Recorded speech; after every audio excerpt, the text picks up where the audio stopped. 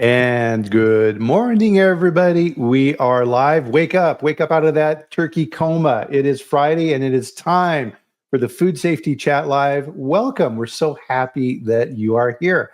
My name is Brian Armentrout with the Food Leadership Group. And of course, every single Friday, rain or shine, it doesn't matter. We are here for the Food Safety Chat. And I get the awesome honor of bringing on to the chat an amazing guest, someone who can give you all kinds of amazing food safety information. And the way I look at things is if you learn a little something new, build out your community in food safety, that is always a win. And of course, the person who has been here with me from day one, the very first episode of the Food Safety Chat, this gentleman was on it. Jose Sabal with Sabal Food Safety Consulting. Jose, how are you, sir? I'm very well, Brian. No complaints. After a very nice Thanksgiving dinner, very well. Nice. Yeah. So it's the recovery time and all of that type of fun. So this is going to be a fun chat, everybody. So it's always nice to have kind of these down days, because one of the things in food safety, Jose, is that it never rests, right? Food safety is 7 days a week, 24 hours a day. It doesn't matter. It always continues. And Teja's here in Minneapolis. You can always tell the travelers because they use the airport codes when they say where they're at. So Minneapolis, St. Paul. Nice to see you this morning, sir.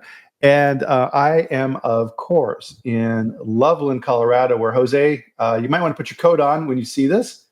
It is, let's see, what was it this morning? It was 19 degrees. And it's now up to a balmy 23 degrees here in Colorado. How's your weather? Let me see if I can sign into this. It's asking me for some information to connect to the presentation. Oh. Yeah, that's weird. Elena, good morning.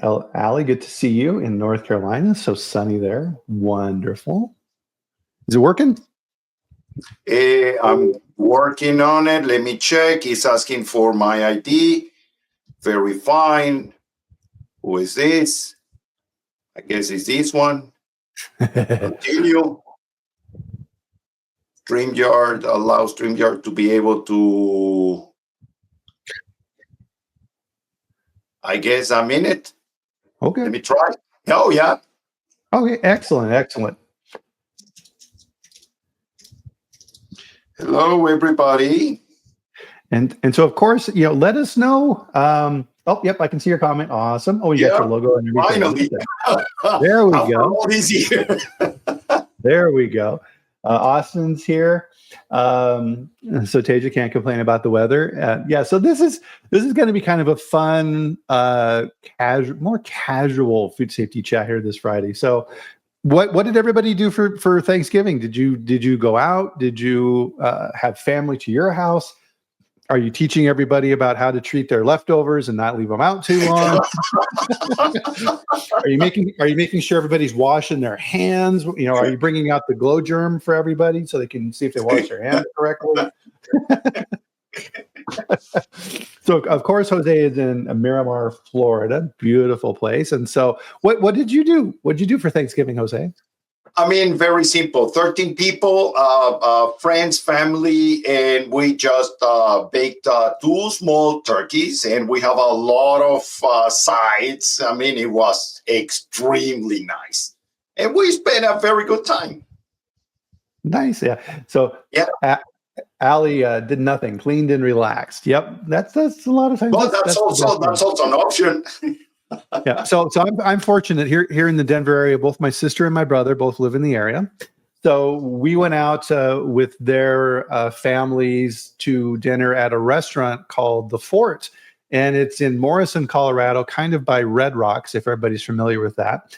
And it's called The Fort, and it was actually a fort in the 1800s. It was a fort, and they had to guard against Indian attacks and all the normal stuff that you would see in the movies. And they've turned it into this really, really cool restaurant.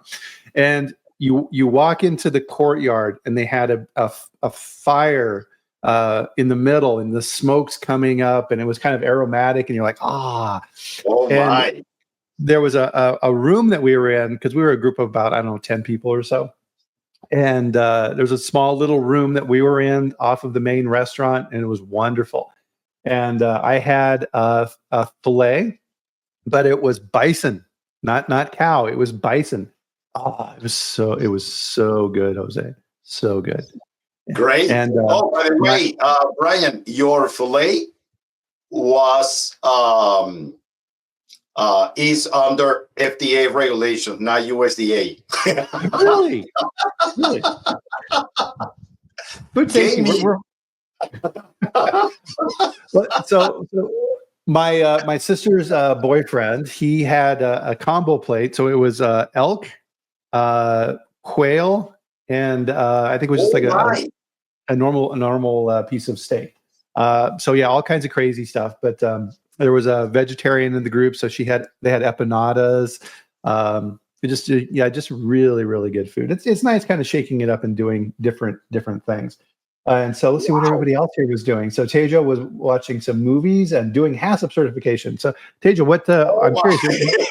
Look at you, you're go-getter. I'm curious, what movies did you watch? I didn't know about the bison either, Allie. That's very interesting. And so Austin said, normally goes to Texas, but decided to stay here in Denver. Yeah, I mean, sometimes just chilling is nice. Yeah. And so that was good. Yeah, so that was fun. So of course we have to have everybody. I'm ready for it. Cheers, everyone! Happy Thanksgiving. Very nice. So of course, Black Friday today, all the crazy sales. I never go. I avoid.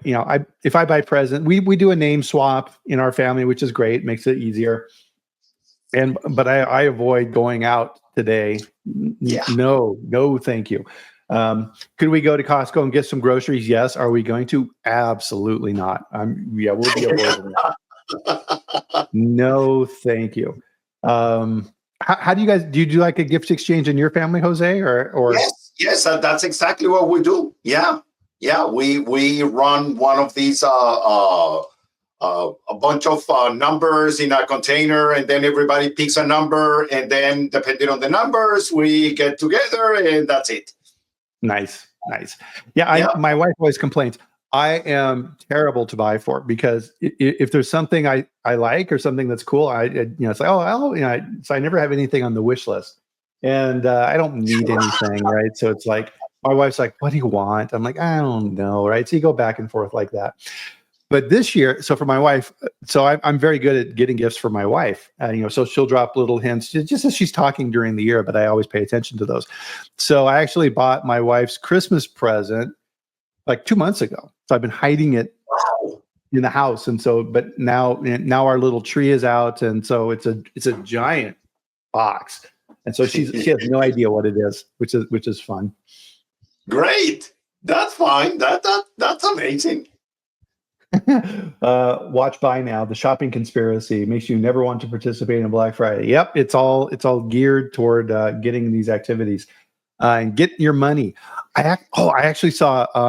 I was watching yesterday, Jose, Joe Rogan, one of his clips of his podcast, and he was talking with a game theory expert and talking about human behavior and how things are motivated. Allie got me thinking about this, and he said outside of Las Vegas is a casino, but it's not public. It's a mock-up of a casino.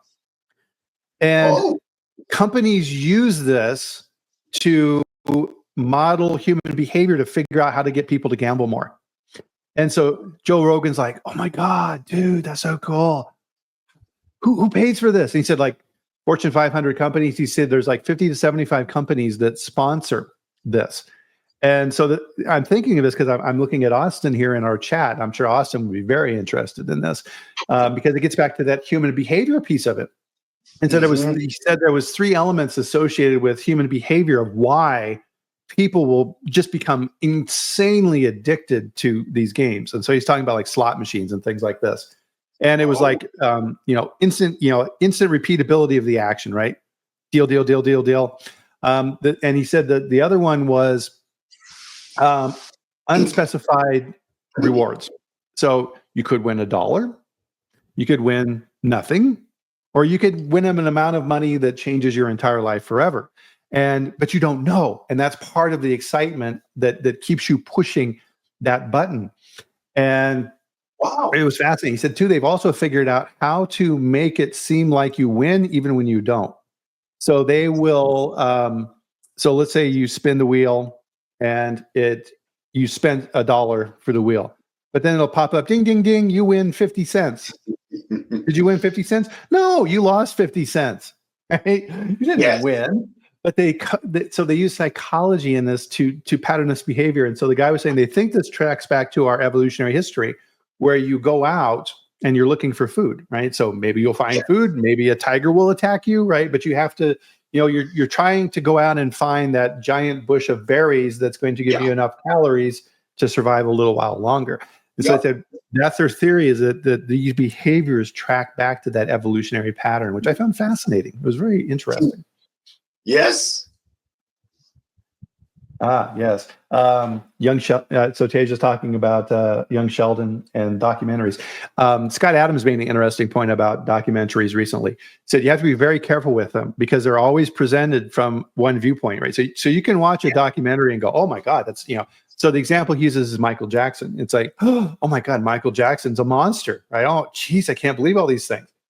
And then you watch another documentary that's pro Michael Jackson, and it's like, oh my gosh, this poor guy, he's been set up, and you have to be very careful with those things because they're painted in a particular way. And we've seen this in our field too, right? So documentaries, Food Inc. and Super Size Me and things like this. So having both sides is very important on these type of issues. But I digress. Are you ready, Jose? I'm ready. It's time for the dad joke, everybody. So I'm trying to do a theme here, Jose, of guest specific dad jokes. I don't know how long I can keep this going, but here it goes. Why did the Floridian have a crocodile in his car? Oh my goodness, you got me. The crocodile was the navigator. Well,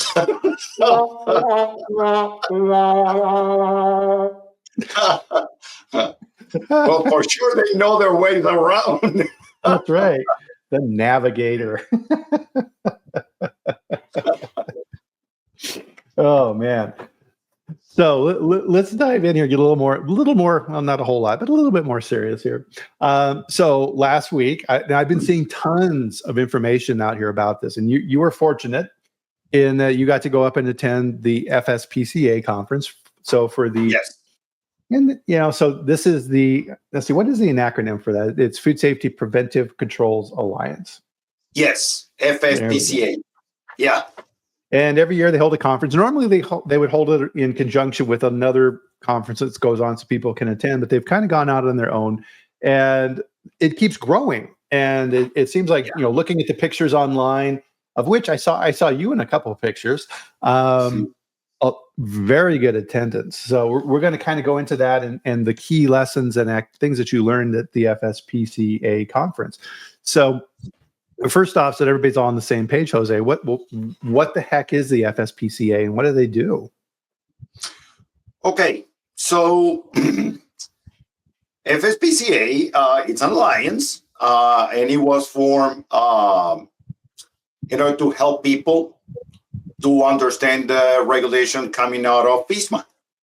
Okay, so pretty much, and that's a very simple summary. If you go to the website, you are going to find a more formal description. But pretty much, they receive a grant from FDA, and they were responsible for developing the documentation, the manuals, the workbook, and everything that is being used during the trainings. And they are responsible to train instructors. Yep. Pretty much. And that's a very succinct, very good It's Summarize. kind of a weird, it's this weird organization, right? Because it's this, and I think this is where the word alliance is very appropriate for this group, right? Because you have, governmental agencies that are involved with this. You have academic, University of Illinois. You have stakeholders and shareholders like us who are involved with this, who come together to put together these activities. Yep. PC Vasavada, who is in our chat every now and then, so he was highly involved in the development of the manual. So you have these experts that come together and help to create this manual.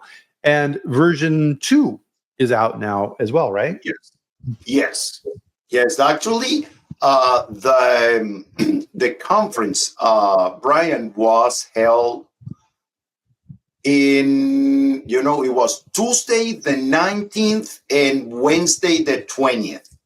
But on Monday 18th, I attended, there was an in-person kind of a refresher training for all of us that are already instructors for version 1.2 in order to upgrade and can teach version 2.0.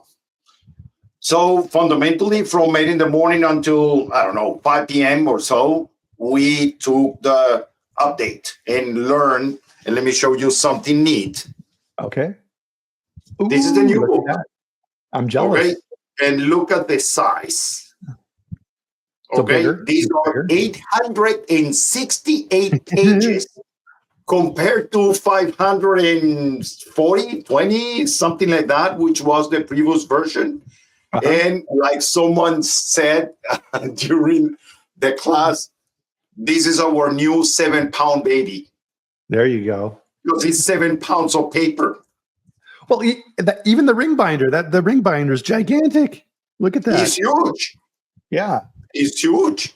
So You know what is very nice, Brian, from now that this version 2 exists? You may tell the section that is highlighted. Maybe the highlighting is not good in the camera. Yeah. But it says that now, if you take this class is aligned with Codex Alimentarius principles of hygiene and HACCP. Oh, good. So it's equivalent to take a HACCP class. Oh, good. Yes. People don't need to take now HACCP and then the PCQI. They just take the, PCQI for human and they're good to go. Nice. So instructors, obviously, so you have to upgrade your lead instructor training for the new manual. So anybody that's a lead instructor needs to go through that training. What about if you're just like a normal PCQI? Do you need to go through new training to update your verification certificate, or is it still good? So, no, you're still good. That's a summary. Because what was explained to us is the regulation is the same. If you already took that class for version 1.2, you already know what is required. Okay? And something that is very important to tell when we're teaching the class at the beginning, we are saying there is a slide that says you cannot blame FSPCA or your instructor when the FDA shows up and your food safety system is not aligned with the regulation. It's up to you. The class is just to help you understand the requirements, but it's going to be 100% up to the people. Nice. And so there was 2 documents that FSPCA posted, the new version for the students, not the instructor version. And they also did a really nice recall document. And by the way, FSPCA has, and I'll put this in the chat as well, coming up here in December, a recall course, a webinar that they're going to be putting out there. That I saw Hogan Levels is involved with this. Excellent. Miley's involved. Really good people there.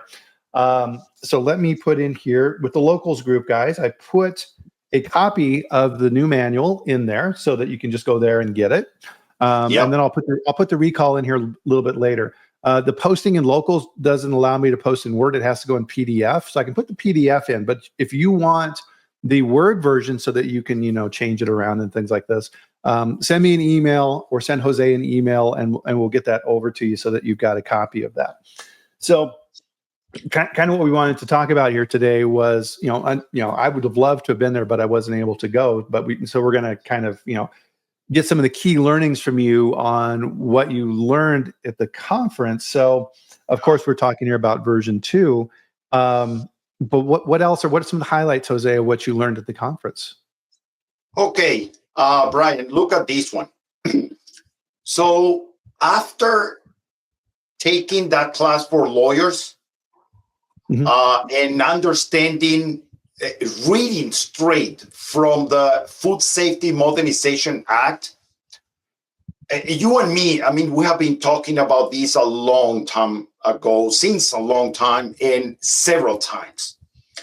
If you go to the law and you go to the section of the definitions, you are going to find there that the law has the definition of a critical control point.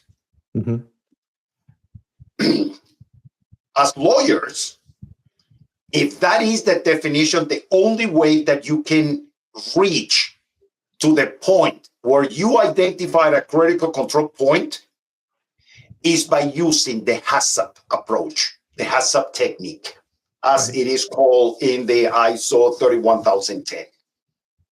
Okay?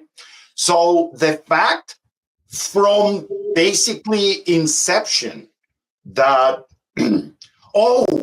preventive controls is even more than HACCP. Well, yes, it's a different approach, it's a wider approach. But that does not mean that the 7 principles of HACCP are not going to be used. So even in the original version, the version 1.2, that is the one that we have been using, all of the preventive controls are based on HACCP principles. And I have been teaching that class already for years, using the 7 HACCP principles and showing everybody that the 7 principles are there. Because it's a risk assessment technique. The problem, Brian, is what we have been discussing already several times. If you do not understand what is a system and these elements and the requirements of these elements, you will never fully understand how to effectively set up that system. And the risk assessment techniques, because it's more than one, that you will need in order to develop an effective system. Well, the most typical technique that we use is called HACCP. It's a good foundation, right? It's a good way to think about it. And the foundation, Brian, for risk assessment. That's why we have been saying for several times already that there is no HACCP system, because HACCP is a risk assessment technique, not a system. So you use risk assessment techniques within the scope of your system to develop. Yep. If you don't understand the roadmap, you're not going to get to where you want to go. There you go. That's better. I like that. I'm gonna keep that. Yeah, me too. So with the curriculum itself, then, as we dive into this, what are some of the key changes that you saw there from topics for the meeting? Okay, so during the meeting, there was what I believe is a very good conversation about version 2. That was kind of a highlight during the meeting. Even though remember that the Food Safety Preventive Controls Alliance also is responsible for the preventive control for animal food and FSBP and the intentional adulteration and vulnerability assessment. And it's in the works, the development of a class for the, let me see if I cite the name properly, because everybody says FSPCA 204. I say, hey, hold on. There is a name for that. Is additional traceability records for certain food. That is the correct name for that. There is a regulation that is called like that. FSPCA 204 is the law. And in FSPCA 204, you go there and you read it, and you're not going to find all the things that are in the additional traceability records for certain food regulation. Good distinction. Yep. So you have to go down to the correct level. My shorthand for it is I just say enhanced traceability, but I do say 204. I've definitely called it 204 as well. Okay. I mean, if you tell me, I know what you're saying. I mean, I know what you're talking, but if you put it on paper on your table and, okay, where are the requirements? You're not going to FSMA. You need to go to the regulation and read the requirements in the regulation. Correct. And so what I'm seeing out there, Jose, I'm kind of curious if you're seeing this on, for this as well with the additional traceability requirements. My clients are starting to see retailers that are sending out letters now and saying, you have to comply with this, go fill out this form or go to this site to give us this information. And part of what I'm seeing, and this is what I predicted with this, I'll be curious to see if you saw this too, is so your comment in there for certain foods is 100%. And then people, so essentially FDA did a meta risk assessment. They said, okay, under this new rule, here are the foods that we're worried about. We're worried about leafy greens. We're worried about ready-to-eat foods. They had a list of different things that they worried about, which excluded other things. Yeah, excluded other things.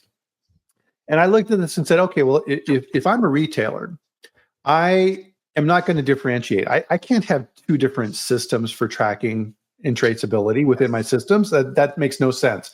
I'm going to make everybody that I buy from comply with these requirements. And that's what I'm seeing from retailers now. How about you? Okay. So last night in our Thanksgiving dinner, there is a very good friend of ours. I mean, years. We know them for years. And he works for a very large company importing a lot of stuff. Mm-hmm. And of course, they are going to be impacted, but they are distributors. Okay. And in some cases, they are repackers.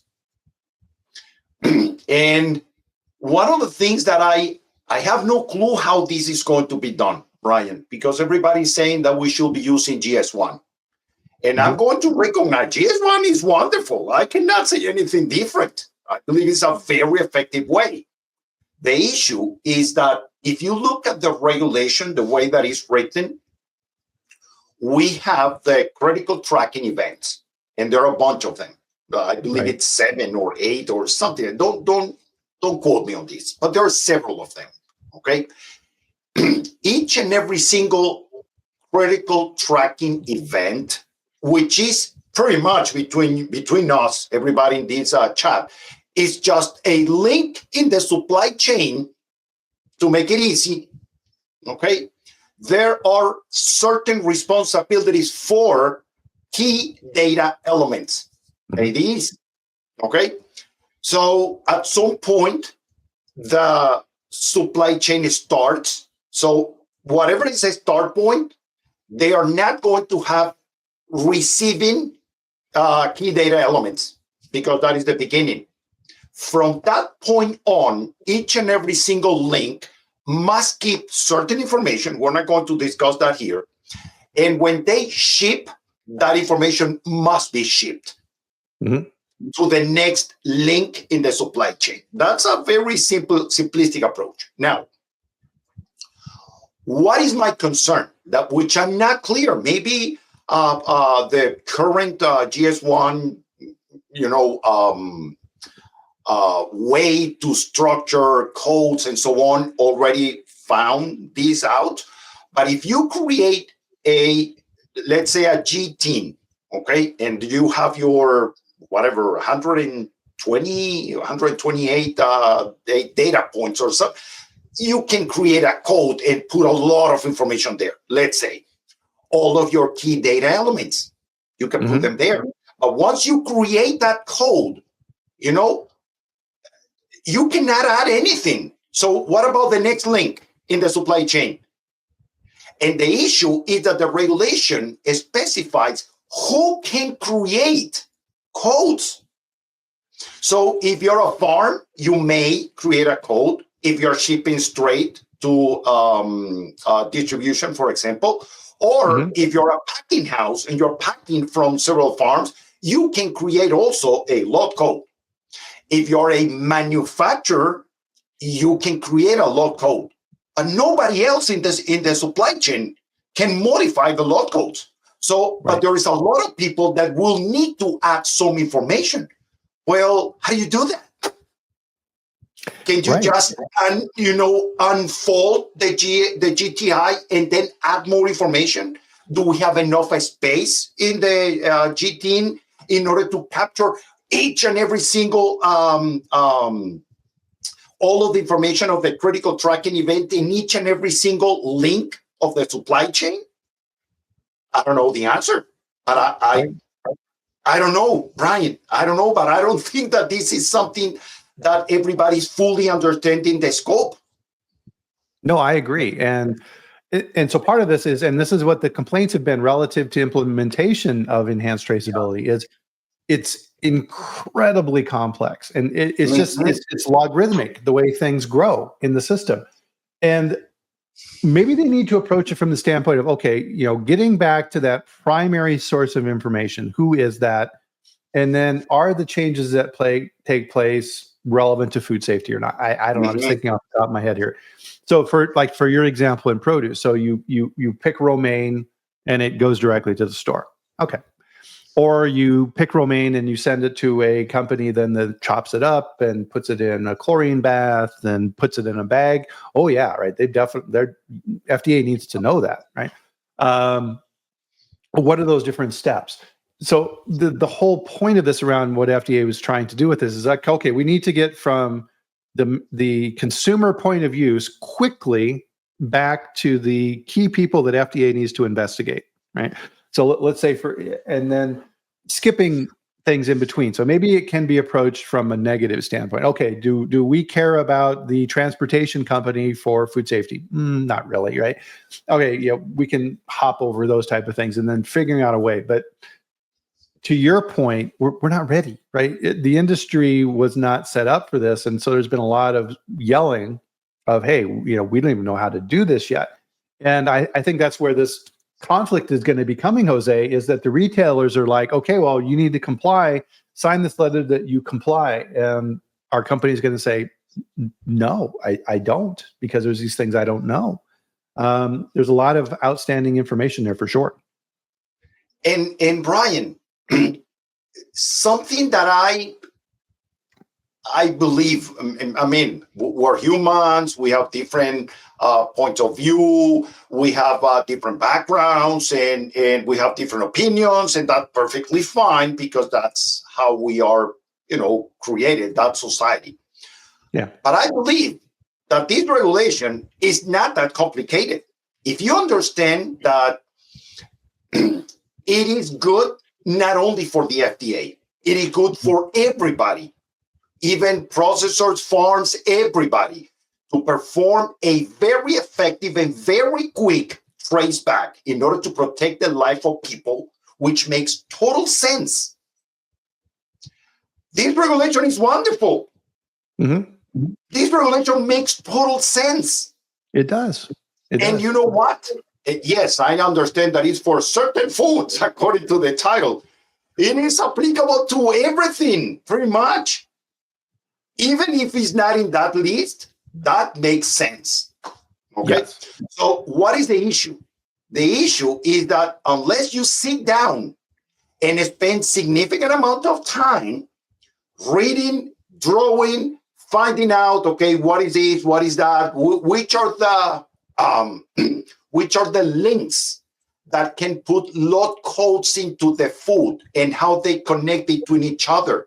And what about if instead of a farm sending straight to a packing house, the farm calls someone that is going to harvest the produce from the ground, and then the product is sent to a cooling facility, and then is when it gets packed.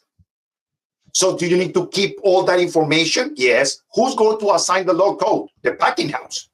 Mm-hmm. But you have a lot of activities that were done that were likely to introduce a lot of hazards in that process. Right. So who did that? Right. Well, and I think part of this, right, and obviously we're not going to solve this on this call. This is extremely complex. But I think part of the issue is, right, all of these different supply chains all develop their own systems. So produce is different from dairy, is different from meat, is different. You know, everybody has their own way of doing things. And it may be that, so we have a good system in place now, as you mentioned, with GS1 and lot coding and barcodes. The systems exist. Maybe it becomes its own separate barcode, right? So you have two barcodes on product. You have a barcode that gives you the price when you scan it, and then there's another barcode that is updatable, right? That once it gets to that finished point, it has that traceability information linked to it. Maybe that's the solution. I don't know. Okay, so look at this, Brian, and I might be wrong. Okay, I mean, I just have these very I'm going to say engineering mind, but if you have a supply chain, every link in the supply chain has certain responsibilities to collect certain information. Mm-hmm. Okay. And in order for the FDA to go all the way back to the source, that information must be in one place. Right. Okay. Because look at how it is right now. Everybody is responsible for keeping whatever is information specific for that link in the supply chain. And they transfer some to the next, and they keep the information from the source. Okay, that's pretty much.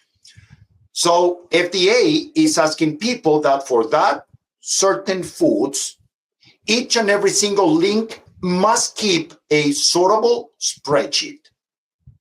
Mm-hmm. Okay, so now look at what is going to happen. God prevent this from happening, of course, but there is a recall because there is E. coli in lettuce. Okay, so FDA identified that by taking some lettuce from Publix supermarkets, and then they tested, oh my goodness, there is E. coli here. Okay, who are the suppliers? I start going back. So FDA is going to contact Publix and say, okay, Publix, give me your KDEs. And here is my sortable spreadsheet. Okay. And then with that, they are going to identify who was the previous link. So they go to the previous link and then, okay, give me your spreadsheet. Oh, that product is coming from the packing house. Okay, packing house, give me your spreadsheet. And then, those are, and I'm making this very difficult. Okay. Oh, these are melons, or not lettuce. These are melons. Oh, the melons were cool. So, okay, the cooling facility, where is the information that is your responsibility? Here. Oh, okay, so let me go back now to the harvesting. Who was harvesting this? Oh, this is my spreadsheet. And then they go back all the way to eventually the farm and the GPS coordinates, trying to identify, okay, this is it. Come on, really? Are we really improving something? Brian, we need a centralized system to gather all of the information from each and every single point in the supply chain. And with one click, you can access everything. Now we're talking. Right. And that's kind of, yeah, we're going in the same direction. So let's say that, for example, we don't want to, belabor this too much. We're just thinking of ideas here. So let's say, for example, as the primary, not the primary producer, but as the person who then is responsible for the key data elements, that first step in the chain, you then, to your point, there's a database, and you slap a barcode on that links to that database. And every subsequent person in that chain who impacts that product has to scan that code and go in and put in the information for that next step in the chain. So by the time you get to the end, all you have to do is scan that barcode and it pulls up that information. There you go. Yep. So Teja's got a couple questions here for us. Thanks. Anything else, guys, you want to talk about? Throw it in here. This is kind of an open forum here today. So let's see. First question he has here, Jose, is what other food safety management systems aside from HACCP a company should focus on? Any ideas? Okay. We may deviate a little bit from the topics of today, Brian. Yeah. But I guess that in order to answer this, yes. So if you go to ISO 31010, which is risk assessment techniques, and you go to HACCP, and you read, yes, it was developed by NASA to, supply safe food to the astronauts because blah, blah, blah, 7 principles. If you keep on reading, you're going to find the limitations because each and every single technique has its own limitations. Right. And this is a very simple summary just to answer the question, HACCP has two main limitations. The first one is that HACCP is not intended to be used to identify the potential hazards. And actually, that is one of the things that was part of the meeting, the conference, Brian. When we go through the hazard analysis, the approach is now very similar, if not exactly the same, as the approach with the seafood HACCP. We are supposed to, and this is part of the class, go to the guidance from FDA, go to appendix number 1, which is the appendix related to the hazards, and then look for the biological, the chemical, and then the facility and process related hazards, and add all of them to the right step in our flowchart, in our hazard analysis, and then justify why they are high risk or why they are not high risk. Okay. In HACCP, we don't have that. And that's pretty much a reason why FDA has that in the guidance, because it's a limitation in the HACCP technique. Well, and that was one of the key things that came out of the conference, right? Is Appendix 1, which is essentially is, and I'll paraphrase this and let you elaborate on it, is Appendix 1, which was guidance, is essentially now kind of becoming mandatory guidance. About there. Yeah. So essentially, FDA is saying, okay, you have to look at this and look at this risk assessment. And if you want to exclude things, you have to show why you're excluding things. Yes. You need to provide the justification why the hazard is or not a potential, or not a potential, a significant. Okay? So in order to keep on answering your questions, that is limitation number 1. Now, limitation number 2 is that we need to have a very professional way to create a risk matrix, okay, with very well validated severities and likelihoods. And that goes back to the master degree in risk management, Brian, that I recently finished. The way that we are performing risk assessments in the food industry is very poor. Yes. If we compare what we're doing with banks and insurance companies and all of that thing that you're really using risk assessment, we're not doing this. Yeah. We are not doing this. And that is the second problem. The way that we create this consequence likelihood matrix, which is another technique that we use in a system. So again, are we supposed to use HACCP? Yes. But are we supposed to be using a matrix better than a decision tree? Decision trees are very poor. I have not seen not even one that it's, oh my goodness, this makes sense. No, I mean, you need to use your risk matrix, and then is when you determine where in the flowchart you are going to set up the control, or where are the different steps of the flowchart where you are going to be setting up the controls, and that is applicable only to CCPs.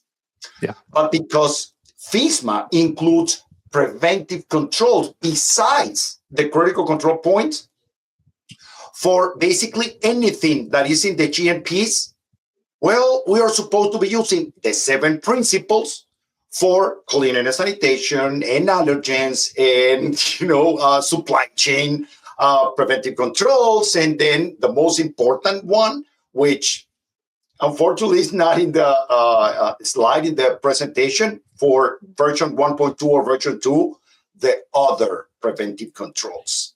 Okay, we need to use a lot these other preventive controls. Right, and so I thank you, Tasia, for bringing that up, because that's a super important point. Our risk assessments are very poor, and to your point, I think that's what we need to focus more on. I mean, you can major in college in actuarial sciences, which is risk assessment for those industries, for insurance. Look at all the different elements they look at for risk assessment. Insurance companies just don't say, oh, well, yeah, driving a car is risky and sometimes accidents happen. I give it a medium. Therefore, here's your risk rating. No, absolutely not, right? When you want to get car insurance, look at all the questions they ask you, right? How old are you? What is your driving history? What type of car do you drive? How far do you drive to work? All of these, right? All of these different things. And this is the important part, is those change, right? Insurance companies modify your risk based upon changes in that. We don't, right? To your point, Jose, once we create our risk assessment in our food safety plan, okay, I'm done. No. Let's say, for example, for my car insurance, I get in a wreck. What happens, right? My insurance rate goes up. Why? Because my risk has changed. The insurance company now says, oh, okay, well, this driver is now demonstrating behaviors which will probably lead to more risk for us as a company. Therefore, we need to compensate for that. We don't do that, right? Nobody goes into their food safety plan and says, hey, you know what? There's been changes in the world market relative to this material that we buy. We need to reassess our risk. Yep. No, we don't. Yep. Brian, what about the residual risk? Nobody's talking about this. Okay. You just mentioned, I'm going to use your example, the driving the cars. How old are you? Oh, you are below 25? Oh, that is high risk. Yeah, because you are below 25. What is 25? If principle number 3 is criteria that we use to define what is acceptable, what is high risk and what is low risk. Yes. Yes, and if you're buying a car, if you're driving a car that is, I don't know, maybe quite new and a lot of features to help you stop before hitting something, whatever, you're lower risk. Well, what is the parameter? How new is your car? Mm-hmm. And that is principle number 3 again. So instead of the way that we're doing, we're going to use one principle number 3 and that's it. Well, why one? Why not supposed to be using? Why we're not supposed to be using several parameters? Right. And then use some kind of equation or algorithm or something like that in order to determine risk and keep that, like you mentioned, alive. Yes. So it's constantly changing and goes up and down, and we need to adjust to that. Why not? Well, we're not doing a very good job. Well, and this kind of goes into, Teja, your follow-up question on limitations and modifying. We're really, I mean, this is exactly what we're talking about with traceability. It's too complex. FDA could not create documentation to cover all these scenarios. So one of the things that I've developed and that I'm launching here is you need to be looking at not only the risks for your products, but the risk for the company. So who are you selling to? What's the company history? What are the different departments doing within your company to manage food safety? Does your CEO in the company, does he come from the food industry? Or is that person from another industry, automotive, who has no understanding of food safety risk? Yeah, they're good at running the company and they understand how to support the company and make sure the stock is good. But do they understand? Those are risks. In the past, right? Let's take Boar's Head. Has the risk as consumers for Boar's Head, has that increased for us? Yes. Did we know it at the time? No, we didn't, but we know it now. Does it matter what is the facility that is producing the product? No, because it's a culture that is not going to change the risk score. No, it's not. Yeah. Right. And speaking of Boar's Head, and if you haven't read this, and I posted this on LinkedIn, the letter from the wife of a man who died in the Boar's Head Listeria, on her life and losing her husband and the pain and agony he went through in his final, read that, right? Print it out, give it to your staff. It's a lot of times we think about food safety as this abstract things of, this law and that law and this right. No, it's protecting people. And read that. And I think this ties in with our Thanksgiving theme today. Be grateful, right? And understand these things. And man, Bill Marler put that in, and it's just like, wow, I read that. I'm just like, this is why we do what we do. I think sometimes it's really helpful for us, Jose, to kind of step back and touch grass, as they say, right? And realize that's why we do these things. And you're so right on that, Brian. But look at what is happening right now. Ask anyone that is a food safety team leader, the hazard team coordinator, the SQL practitioner, or the quality control director, or someone else. How much time do they have to pause their activities and read and learn new things that are happening?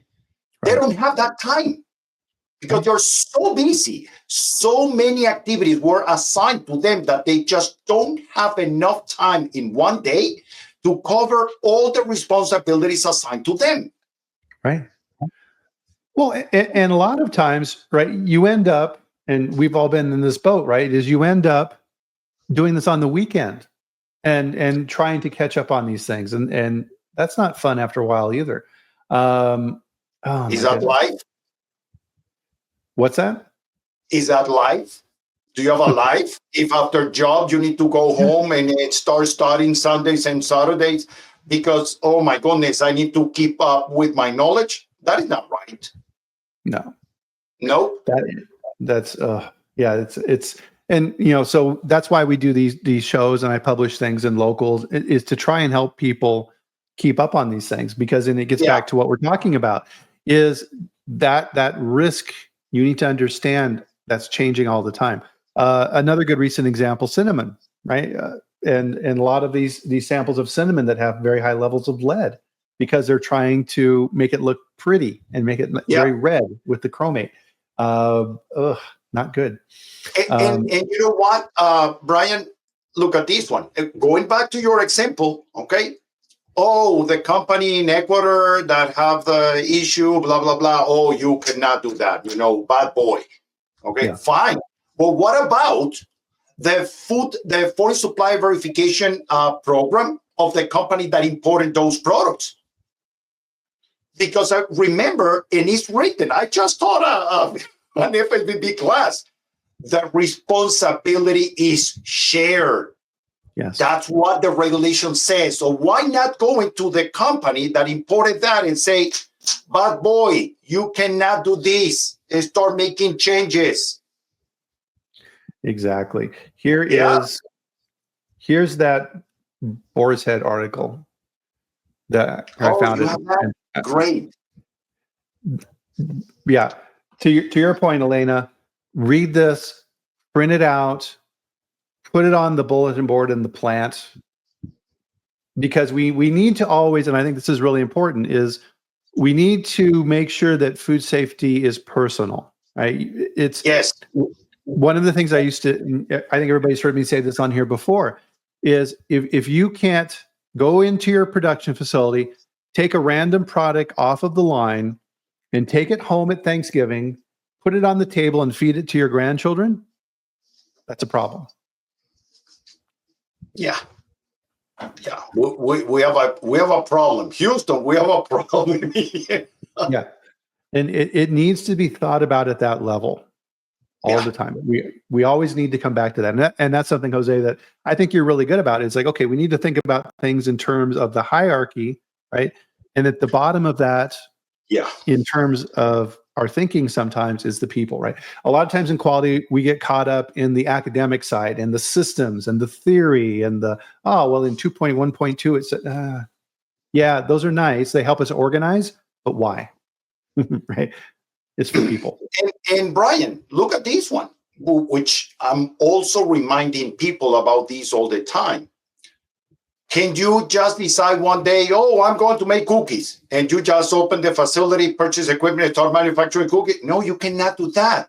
You need to ask for permits. Because if the FDA or USDA, whatever is applicable, if you do not register with them, you cannot manufacture food.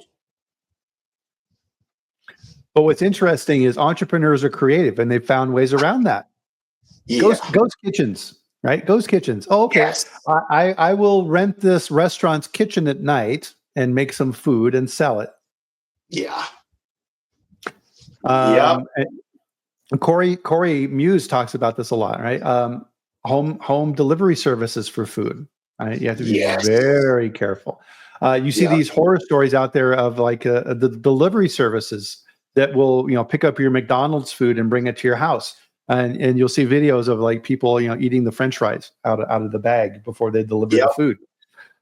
Risk is changing all the time. Yeah, that's it.